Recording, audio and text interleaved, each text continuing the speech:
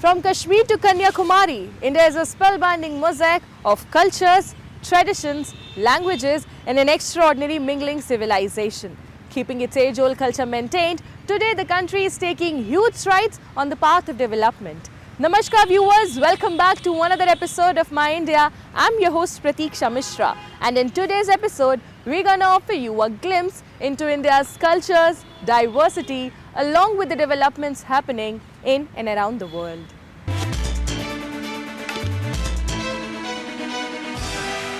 Chandigarh, a vibrant city in northern India, pulsated with the fragrance of spring during its recent 52nd Rose Festival. The event showcased a rich array of flowers, including over 800 varieties of roses, which transformed the garden into a visual and aromatic feast. Take a look.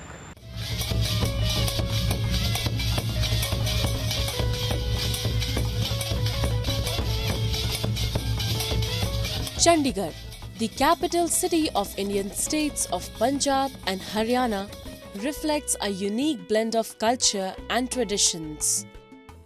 Besides, its uniqueness is also evident in the diversity of the city. Being a cosmopolitan city, Chandigarh also indulges people of diverse cultures and ethnicities to foster a friendly bond between people by holding fairs and festivals on a regular basis. Authorities in the city recently held the 52nd Rose Festival, featuring 829 varieties of roses. Alongside the display of roses, the festival also featured stalls set up by institutes, followed by cultural programs and laser shows. The newly appointed mayor of Chandigarh, Kuldeep Kumar, expressed his joy upon watching the floral display. 52 जो हमारा रोज़ festival है और पूरे भारत के अंदर क्या पूरे world के अंदर आपका कहना बिल्कुल सही है। ये रोज़ फेस्टिवल सबको पता है कि बहुत ज़्यादा बड़ा चंडीगढ़ का त्यौहार होता है और फेस्टिवल ना हो के एक जैसे हम दिवाली और दशहरा मनाते हैं, इस तरह से हम चंडीगढ़ का एक त्यौहार है रोज़ फेस्टिवल वो मनाते हैं। और इस टाइम जो है मनाने का कारण यही है कि इस टाइम रोज़ बहुत ज़्यादा खिलते हैं और रोज़ों की सारी वैरायटियाँ यहाँ पर मौजूद हैं और बहुत मनमोहक दृश्य यहाँ पर देखने को मिल रहे हैं और बहुत अच्छा लग रहा है। The three-day annual festival garnered thousands of people who came to rejoice in the festive vibe with their loved ones. People also clicked pictures and selfies during the event. Additionally, they were also danced to the music of traditional folk songs with the performers.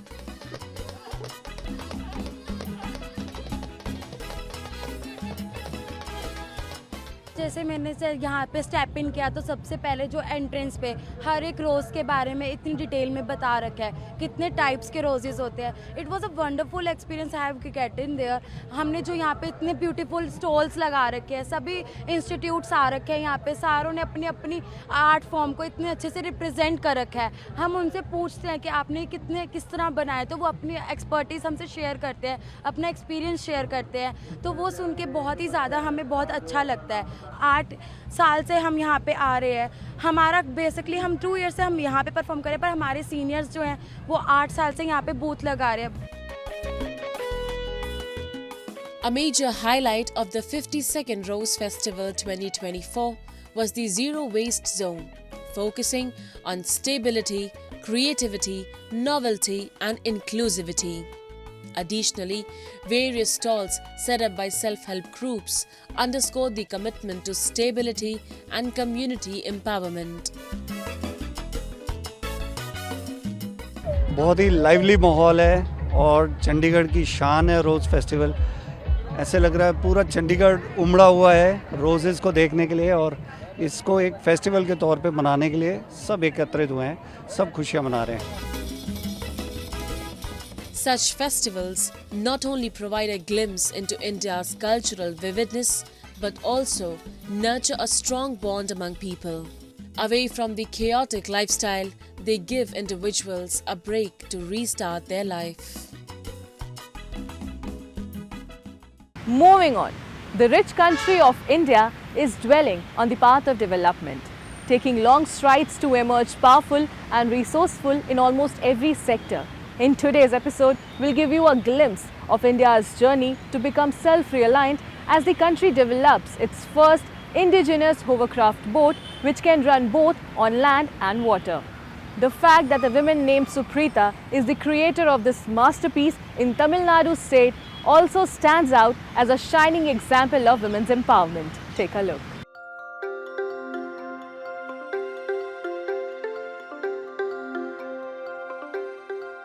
Today, whether they are semi-high speed trains running on railway tracks, smartphones, modern weapons available with the army, or satellites being launched by ISRO in space, everything is being manufactured in India.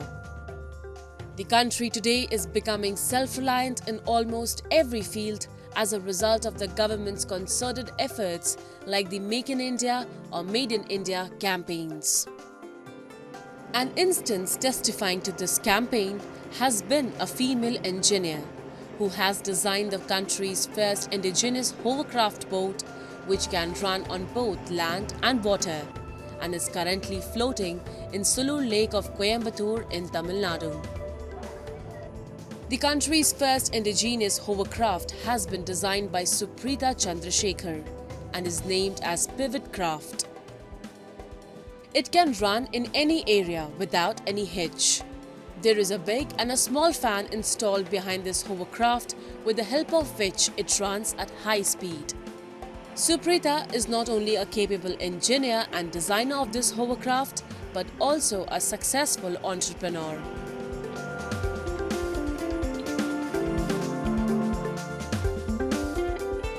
When we tried to take a survey if India did have a hovercraft, if there's anyone who's manufacturing in India, we didn't find anyone who's manufacturing in India. So we thought that we should put it in the right time so that people will be benefited, the whole country will be benefited, and when it's in Make in India scheme, it will be much more effective for many of us. There are many hovercrafts all over the world, and but if you have to import it, it will cost you duty, transportation, everything else. So instead, if you want to procure the product from us, then it should be like Make in India scheme. They would avoid duty, transportation, all these would be benefited for the whole country. So that's where we thought we'll bring about this product.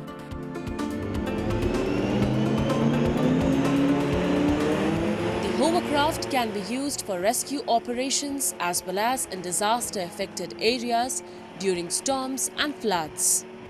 At the same time, it can also prove useful for the Indian Army, Navy and NDRF.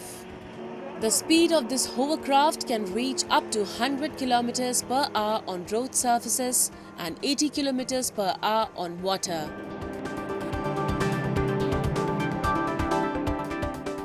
So the craft is commonly known as a hovercraft, and it's an air cushion vehicle, so it's fully amphibious. It can travel over smooth ground surfaces and any water of any depth, really. So that amphibious capability means that it's really useful for things like search and rescue, for border security work, and even for assisting where there's not much infrastructure. Can be used to carry people or carry cargo in areas where the facilities might not be readily available to a boat.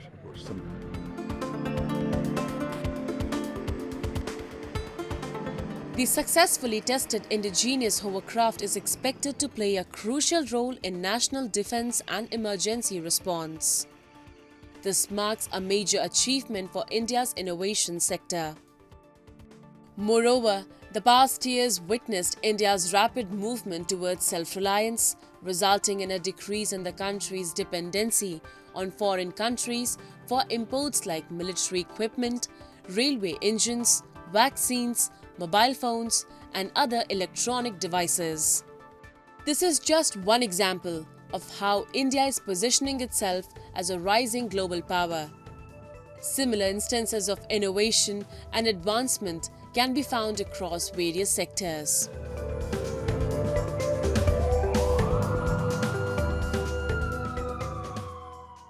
And now, some of the stories that made news recently.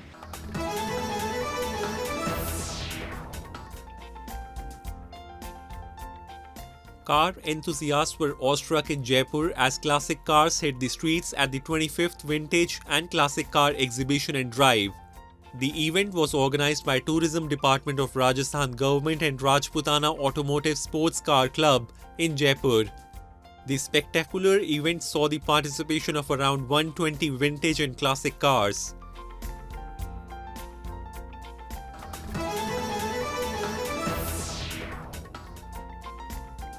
Indian Prime Minister Narendra Modi revealed the astronauts who will be part of the country's ambitious crewed space mission Gaganyaan.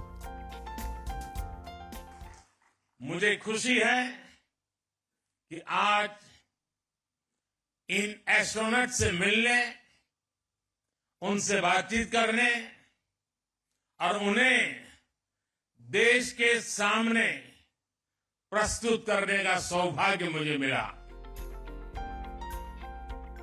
The Gaganyaan mission is aimed at developing a human habitable space capsule that will carry a 3-member crew into an orbit of 400 km for 3 days before returning to safety in a planned splashdown in the Indian Ocean. Modi reviewed the human spaceflight program and bestowed astronaut wings to astronaut designates and Indian Air Force pilots, Group Captain Prashant Balakrishnan Nair, Group Captain Ajit Krishnan, Group Captain Angad Pratap and Group Captain Shubhanshu Shukla.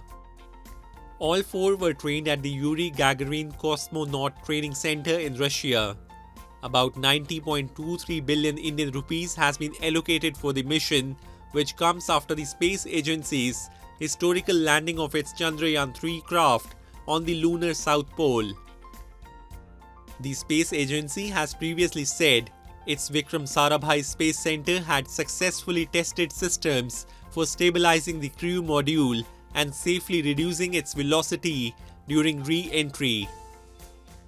The Gaganyaan mission has been expected to launch from the country's main spaceport in Sriharikota before 2024, although a schedule had not been announced.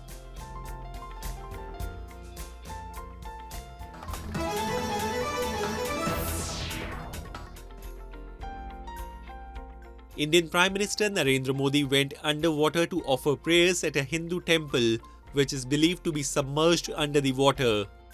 According to Hindu scriptures, Dwarka city was created by Lord Krishna before being submerged underwater after his departure from planet Earth.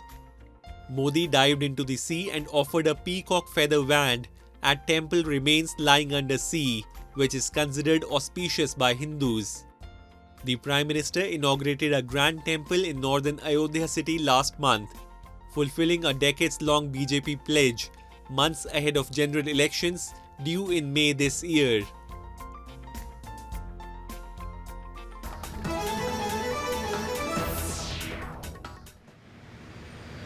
Moving on, the state of Tripura in India is often known for its intermingling culture and unique traditions, and has long been one of the epicenters of communal harmony.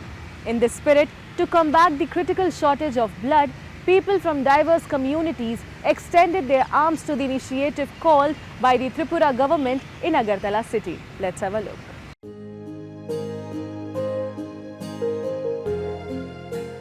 India's northern eastern state of Tripura boasts a vibrant culture shaped by diverse communities and their traditions. The state, apart from its tribal traditions, festivities and eccentric handcrafted products, is also considered one of the epicenters of communal harmony where communities share a common thread of peace and brotherhood.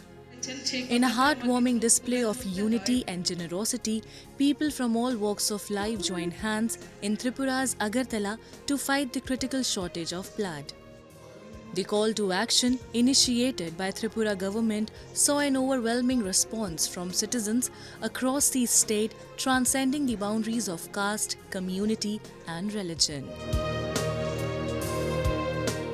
Blood donation से बड़ा कुछ भी नहीं होता है।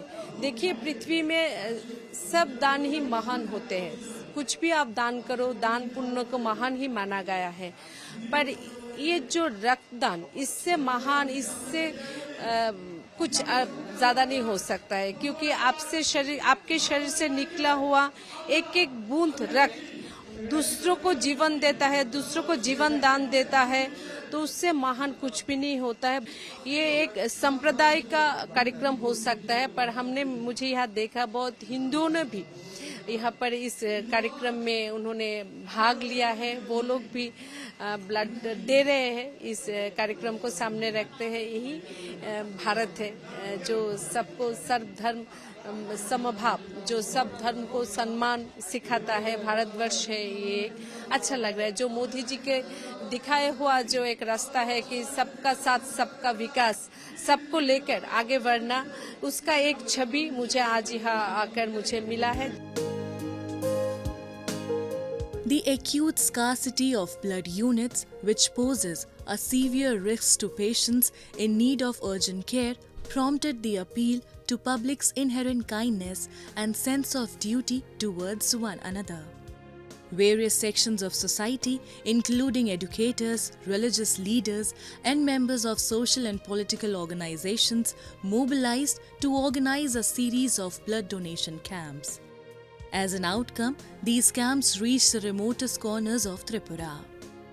The event, which took place at the historic Goshia Jama Masjid in Indranagar, Agartala, not only contributed to the blood bank's replenishment with over 50 units of blood, but also strengthened the bonds between different religious communities.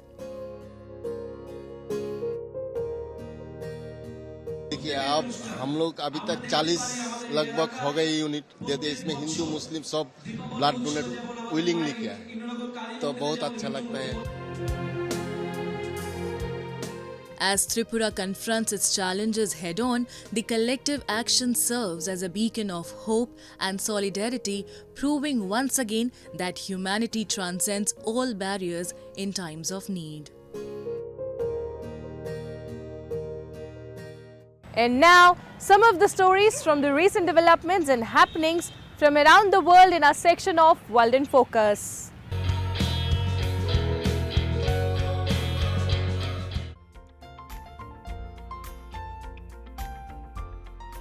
Japan is becoming a tourism kingdom and is looking for more upscale accommodations. Every year, 8.4 million foreign visitors arrived at Kansai International Airport.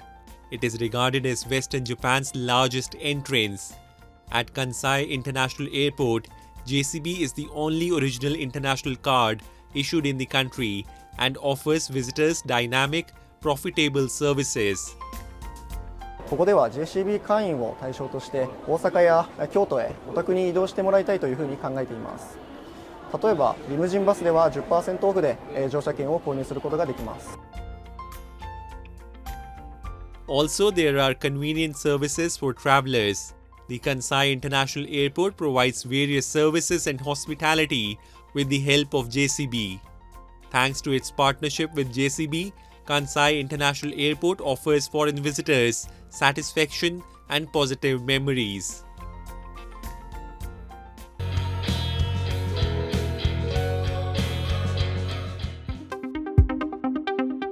The Japanese credit card company JCB has come up with Osaka town's level of satisfaction and hospitality. Foreign guests relocate to the town in order to enjoy a stay after landing. 大阪市内においては JCB カードをお持ちいただくとショッピング、宿泊施設、飲食店といったところでベネフィットが受けられます。訪日客におもてなしをしたいという思いが一致している加盟店様が目的地に広がっています。 Osaka is popular for sightseeing. At this hotel, card holder visitors can get a big discount. Osaka is also known as the city of satisfactory eating. That is what makes Osaka so unique. Visitors can enjoy a delicious meal and a substantial discount at this restaurant. The long-standing Kintetsu department store is located in Abeno Harukasu.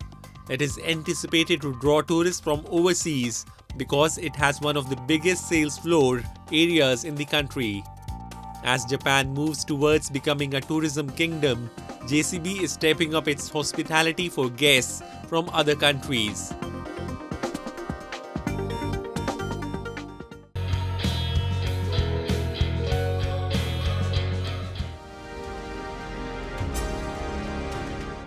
Colombia recovered 77 pre-Hispanic artifacts that belonged to a German collector after a repatriation process that lasted for over 1 year. En los años 70, un hombre alemán vivió acá en Colombia y compró estas piezas precolombinas, luego se las llevó a Alemania y sus herederos, a través de una conversación con el consulado en Frankfurt, decidieron hacer la devolución voluntaria de estas piezas. The relics, which include ceramic jugs and jars, arrived in Colombia on February 19 on board the presidential plane. They were taken decades ago when a German buyer got them in Colombia in 1974. The Colombian consulate in Frankfurt received the pieces in August 2023 before returning to the country.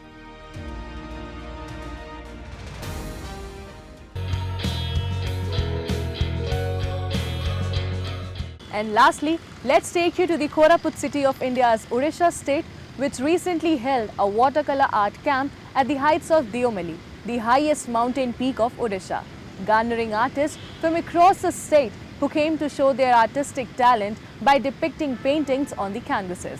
Let's have a look.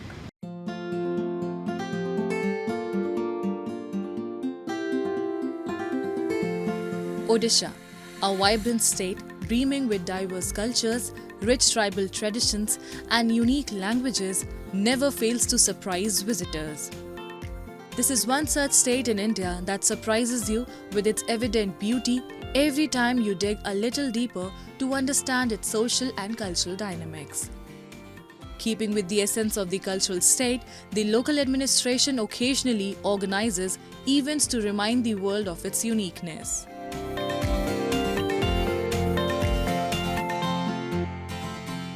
Recently, the Lalit Kala Academy, in collaboration with the district administration, held a watercolor art camp for artists from across the state.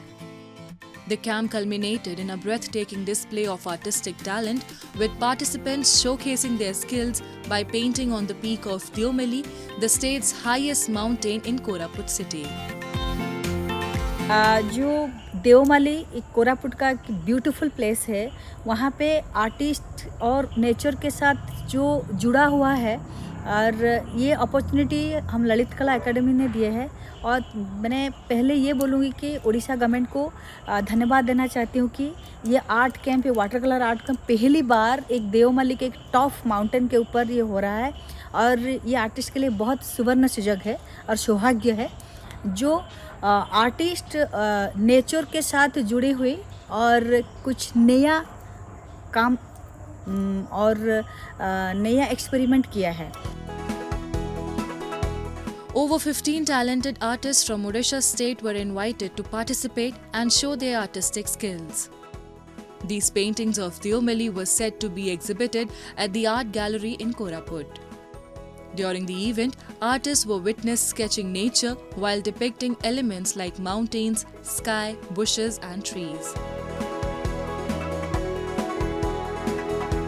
Today we have did a watercolor camp at Deomali, the top mountain of Odisha, and this is on Koraput district.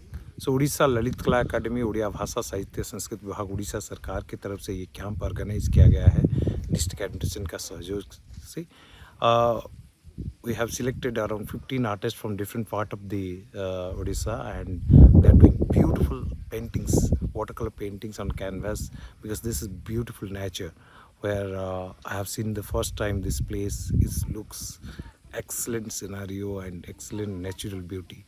So they're all artists are creating their beautiful paintings on canvas, and I hope many tourists they will enjoy it.